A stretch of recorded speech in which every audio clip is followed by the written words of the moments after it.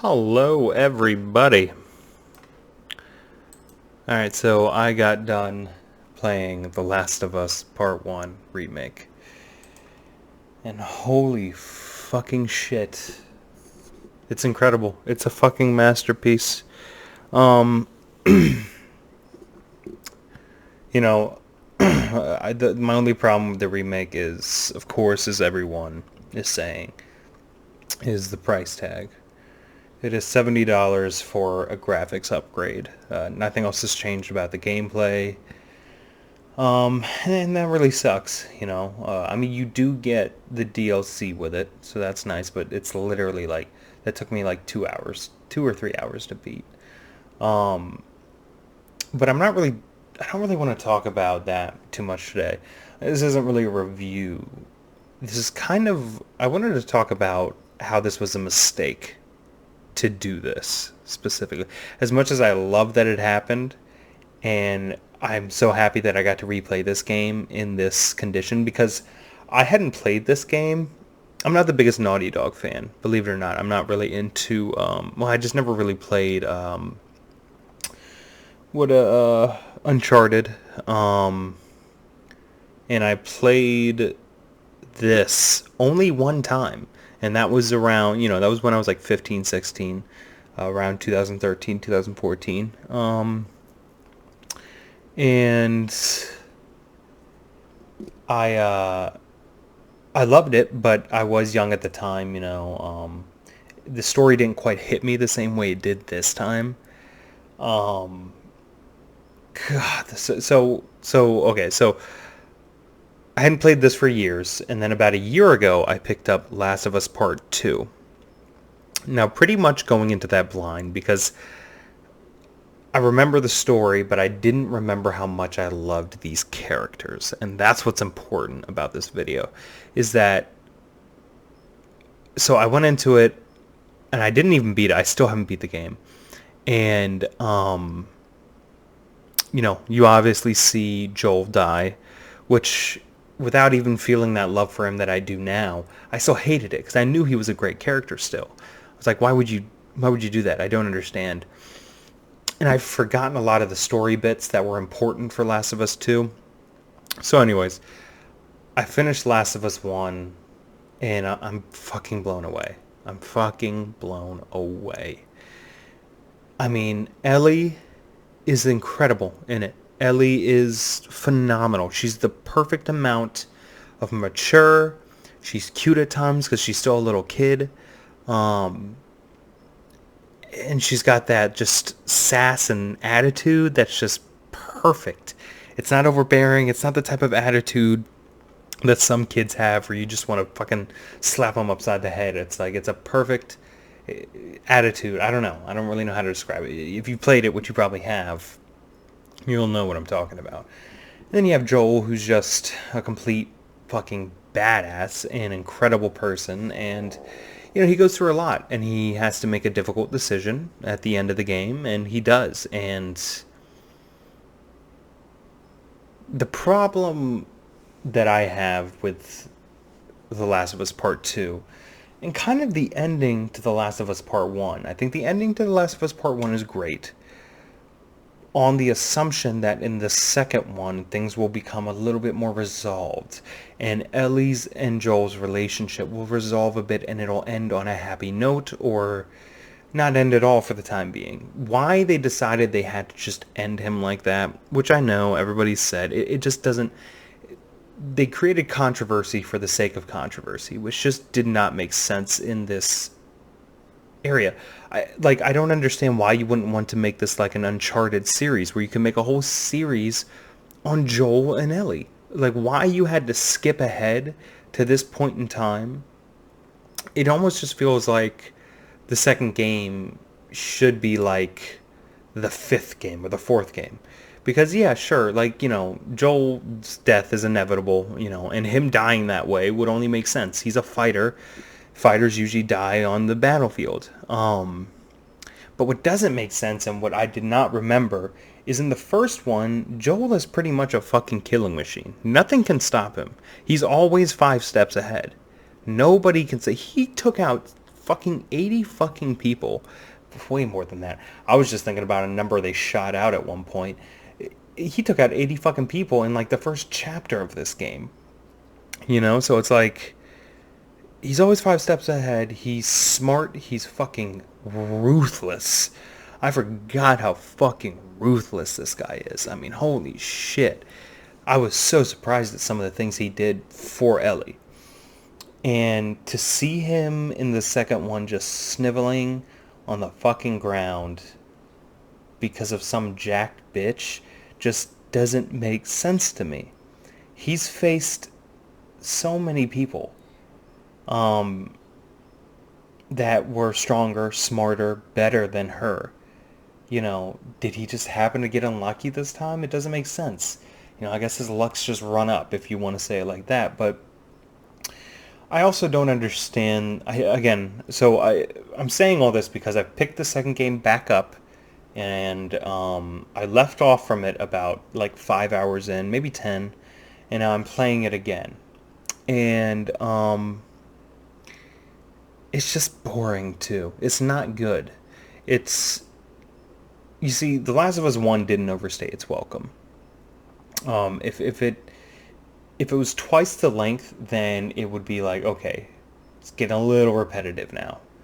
But it wasn't. It was a good, 10, maybe 15 hours long. Um, Last of Us 2 is like 24 hours long of the same thing. They really don't upgrade the experience anymore. Um, in certain areas they do. It is a sequel, and it was made in a good distance apart from each other, but um, not in the gameplay enough to make a difference. And so it's boring for one, but I also don't understand the message they're trying to get across. Because I forgot, well, I hadn't gotten to the part, I thought the other character you play in Last of Us Part 2, the tougher looking girl, I thought she was a part of the fucking crazy people that that were attacking you in the Part 1. Because I hadn't gotten to the part where it shows that she's a firefly, an ex-firefly, because you pretty much killed all the fucking fireflies. Which that made a little bit more sense to me, at least. But it's still kind of hard to be like root for her, which I don't know if that's what they're trying to do, but it's really fucking hard. I hate her and I hate playing as her.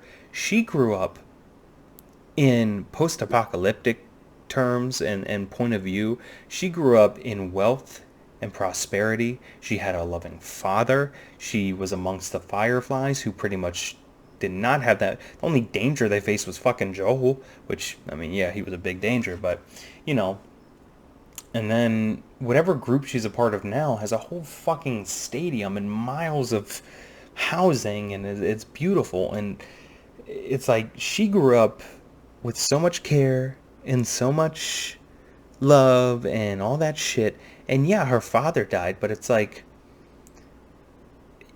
I don't know what they're trying to do. Like, are they trying to make you hate Joel? Because it sounds like it. Because they're always saying, like, I guess, again, they're just trying to show us two sides of every story. But no matter how much you try to push the other side, to me, the other side is just stupid fucking wrong. Because you were about to kill this girl who meant the world to him. Now, everybody has different feelings towards shit like that, You might be able to give up your daughter. Joel already had his daughter murdered, and this was his second chance, and he was about to lose it again. And he wasn't willing to give that up for something that, who knows, might not actually work. They never could confirm it, for sure. While they might have been able to confirm that it could cure people, who knows if they could distribute it, whatever, It's like, they were going to kill Ellie, though. And, so it's like, I don't know. They're treating... I just don't understand. I don't understand what they want from us. Because they also... Another problem I have is they make Ellie this totally unlikable bitch who's just, like, miserable. And even before Joel gets killed, it's just like... She's just whiny and angsty and she looks like a crackhead, and not because she's just skinny, but her arms just look like she's got really, really skinny arms, and her veins are popping, and she's got like those crackhead tattoos, and it's just like, what did you do to this love? All the lovable characters in the first one you just tore apart. And so I guess my point of this video is to remake the first one. My only guess why they're remaking it is because they have a lot more plans for the Last of Us universe, as far as the show coming out, maybe another game that might not have anything to do with Joel. But I think it was a dumb idea, mainly because it showed what you took away from us, in the sense of, everything about the second one is just worse. It's just a terrible story. Oh, okay, so I'll take that back, actually. Sad part is it's not a bad story, but you took away characters from us that meant so much, and a lot of people were getting at the fact that it was a little woke. It is, but it's not. It didn't take away from the story too much. And I just, I don't understand why they had to. There were so many other storylines they could have made. They could have done anything else with Joel and Ellie, or maybe just a story about Joel, or maybe just a story about Ellie when she was a little bit, when she wasn't quite 19, maybe she was 16 or something, and they had to go do something crazy. This is the post-apocalypse. You're telling me all they did from the age of 14 to 19 was stay safe and secure inside a fucking bunker palace? It's like, no, shit happens. You could have made a whole story out of, like, 2 days. You could have made a whole story out of 2-day event. You could have done anything. Just like with the Uncharted series, you made a whole story. That's like if you took Nathan Drake and in the second game you chopped his dick off and shoved it down his throat and called him a pussy and made him, like, jump out of a fucking airplane with no parachute and die. It's like you just destroyed this beautiful, amazing character. You didn't just kill him either. You humiliated him, and you just gave him a terrible death for literally the sake of making a point. It's like, why would you do that? And so, not only that, but another thing is, too, this remake is a beautiful game. In fact, it's way better looking than Part 2. So that's another thing. It's hard to go to Part 2 and be like, I want to play this, because it doesn't look good and it's just worse. So my only guess is that they're doing this to keep that hype train going. So,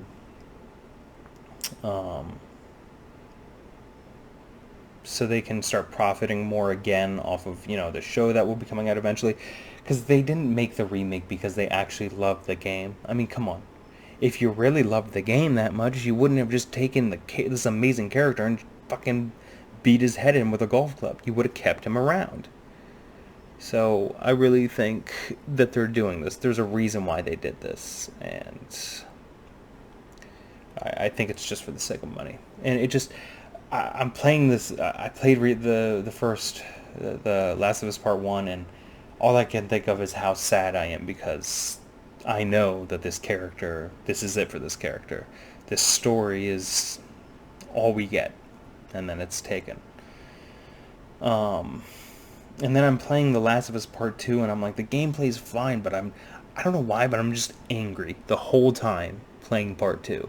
Because because I've gotten to the part now where you're playing as Abby. That's the girl's name.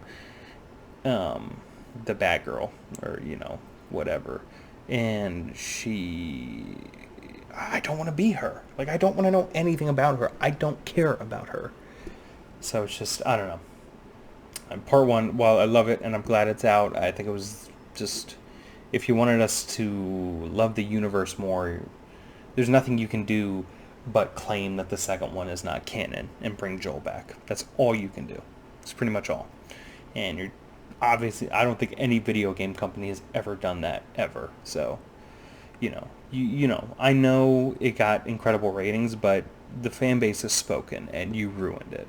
You fucking ruined it. And I'm super butthurt about it. So, but yeah, great game, fucking incredible game. It's just a shame. That's all.